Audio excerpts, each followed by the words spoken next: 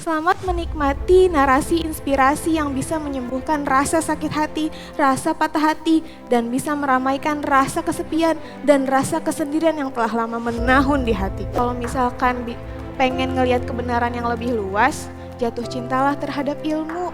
Cari jawaban kegelisahanmu sampai ketemu.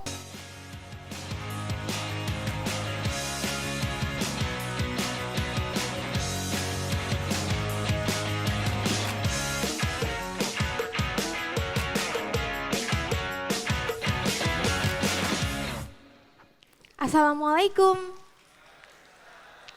Mohon maaf tadi sebelumnya mati lampu ya. Gak apa-apa ya, seperti hari ada siang dan malam, di panggung ini juga ada siang dan malam, ya kan? Aku mau tanya dulu nih, tadi gimana videonya, keren kan? Tentang moderasi beragama. Agaknya ini bisa menjadi salah satu solusi bagi manusia-manusia yang galau sama tafsir-tafsir ayat-ayat ilahi. Nah, saya juga pernah tuh dibikin galau sama tafsir-tafsir ayat-ayat riba. Saya akan bercerita di sini tentang itu, tapi sebelumnya saya ingin mengucapkan selamat datang, selamat menikmati narasi inspirasi yang bisa menyembuhkan rasa sakit hati, rasa patah hati, dan bisa meramaikan rasa kesepian dan rasa kesendirian yang telah lama menahun di hati.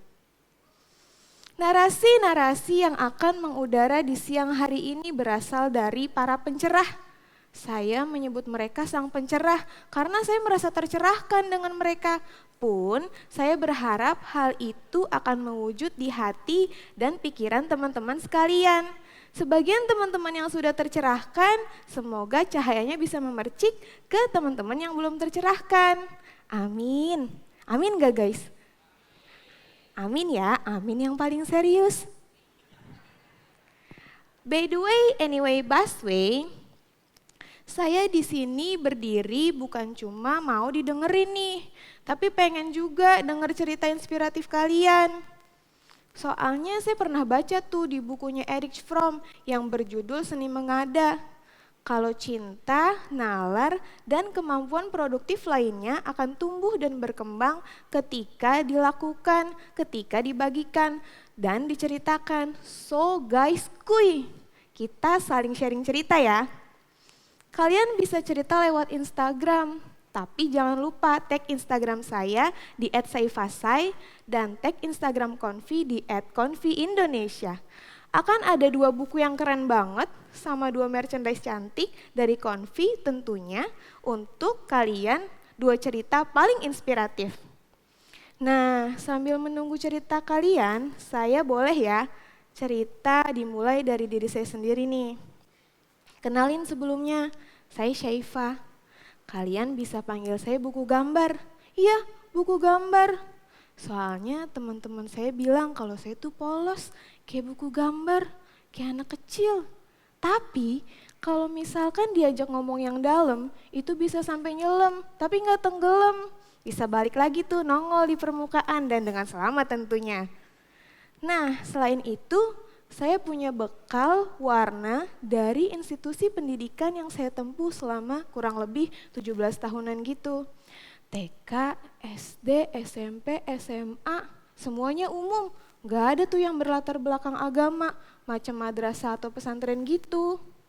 Kuliah di kampus Islam juga ngambilnya yang jurusan konvensional, akuntansi. Nah, saya kan buku gambar tuh. Saya juga udah punya bekal warna, tapi saya nggak bisa ngewarnain. Akhirnya saya kasih aja tuh kuasnya ke sang nasib sama sang takdir. Dilalahnya, mereka membawa saya kepada institusi intermediasi keuangan Indonesia yang selanjutnya disebut sebagai bank. Bankers, saya menjadi seorang bankers guys. Keren gak tuh? Gak dijawab, keren gak tuh? Kalian tahu gak sih rasanya ditinggalin lagi sayang-sayangnya, sakit kan? Jadi nanti kalau misalkan saya tanya dijawab ya. Keren ya, saya seorang bankers. Nah, saya menjalani itu hari-hari yang saya jalani seorang diri. Sekali lagi guys, seorang diri, sendirian loh saya. Sampai suatu hari ayat-ayat riba menyergap kepala saya. Saya terbesit tuh di dalam hati dan otak saya. Apakah ini cara Tuhan kasih kode ke saya? Jadi gini guys, waktu itu cerita konkretnya. Dulu kalau misalkan saya baca Al-Quran itu kan jarang banget ya sama terjemahannya. Nah gak tahu kenapa belakangan hari itu pengen banget tuh baca terjemahannya. Waktu itu saya kan bersekolahnya nggak yang berlatar belakang agama ya. Jadi bahasa Arabnya cemen gitu. Nah kalau mau ngerti terjemahan Al-Quran kan otomatis butuh Al-Quran terjemahan dong. Literally sebenarnya saya butuh pemuda-pemuda lulusan pesantren yang bahasa Arabnya keren gitu sih. Biar bisa membimbing saya memahami ayat-ayat ilahi. Oh iya, waktu itu yang kebuka surat Al-Baqarah ayat 278 yang artinya, hai orang-orang yang beriman, tinggalkanlah riba dan bertakwalah kepada Allah jika kalian orang-orang yang beriman. Galau deh tuh saya, orang bankers dikasih ayat-ayat riba. Saya tutup aja Qur'annya, terus saya buka tuh handphone, saya main sosmed, yang ketemu gituan lagi guys. Waktu itu dalam bentuk gambar, kali ini hadis yang bilang Rasulullah akan melaknat pemakan riba, orang yang memberi makan dengan riba, juru transaksi riba dan 2 orang saksinya semuanya sama saja. Hadis riwayat Muslim. Makin galau deh tuh saya. Akhirnya saya masuk ke dalam ruang kegelisahan. Saya bertanya kepada Tuhan, Tuhan apakah saya harus resign? Waktu itu kondisinya saya emang belum ngerti gitu tentang riba. Saya juga belum dapat kerjaan baru, mana banyak cicilan. Tapi saya punya opsi buat keluar dari ke ruang kegelisahan tersebut. Akhirnya daripada lama-lama galau, saya sebar aja surat lamaran, saya putusin deh tuh buat resign. Nah, PPIM Konfi terpilih di antara 2 pilihan. PPIM Konfi itu sendiri sama kantor akuntan publik. Waktu interview di PPIM Konfi, saya dijelasin gitu tentang visi dan misi perdamaian. Agaknya hal ini nih yang bisa bikin saya tertarik sama PPIM Konfi. Kebetulan juga saya diterima. Nah, lewat PPIM Konfi ini juga nih, saya disadarkan kalau misalkan dalam memahami ayat-ayat riba itu gak bisa dipahami secara tekstual. Kalau dalam memahami ayat-ayat riba itu banyak banget ilmunya. Gak bisa tuh ayat-ayat riba itu dipahami hanya dengan satu terjemahan. Gak bisa ayat-ayat riba dipahami hanya dengan satu tafsir.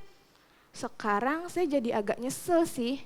Kenapa dulu saya mutusin tergesa-gesa gitu buat resign. Harusnya sebelum resign saya kajian dulu ya kan. Nah, tapi kan udah terlanjur tuh, jadi gak apa-apa dah daripada gak punya kerjaan ya kan. Nah, terus saya lupa guys. Kalian ada yang ingat gak naskah saya selanjutnya apa? Saya udah ingat gara-gara kalian ketawa.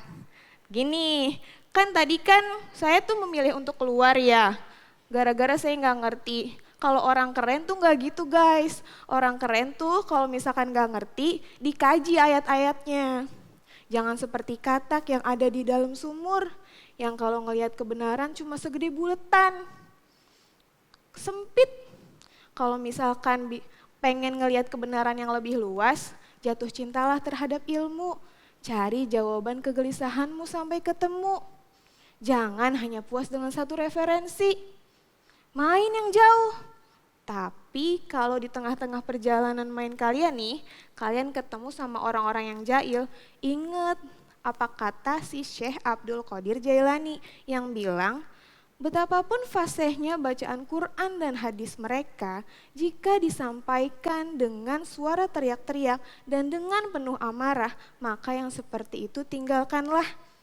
Jadilah seperti pohon yang akarnya terbuat dari iman, batangnya dari takwa, dan tangkainya dari akhlak-akhlak yang terpuji, akhlak-akhlak yang baik, yang bisa menumbuhkan daun-daun yang hijau, daun-daun yang rindang, buah-buah yang ranum, yang bisa dinikmati bukan oleh golongannya sendiri, tapi juga buat golongan yang lain, bahkan untuk semesta alam. Demi Indonesia kita sembuh dari wabah dehumanisasi. Gitu guys perjalanan saya sama si Riba. Maaci, tapi belum selesai nih. Saya kan emang generasi galau ya gitu kan ya, generasi galau. Apa-apa dibaperin, gimana, baru ditinggal dia aja udah galau ya kan. Iya, gimana ngomongin riba, apalagi ngomongin jihad. Yang ini parah sih nih guys, kalau misalkan salah-salah tafsir dikit, bisa tergelincir ke dalam pemahaman yang gelap. Kalau bahasanya Dede Nadia tuh, bisa hancur Indonesia, bisa porak-poranda Indonesia. Kalian belum kenal kan siapa Dede Nadia? Kita kenalan bareng-bareng yuk lewat video dan ceritanya Api Dalam Sekam.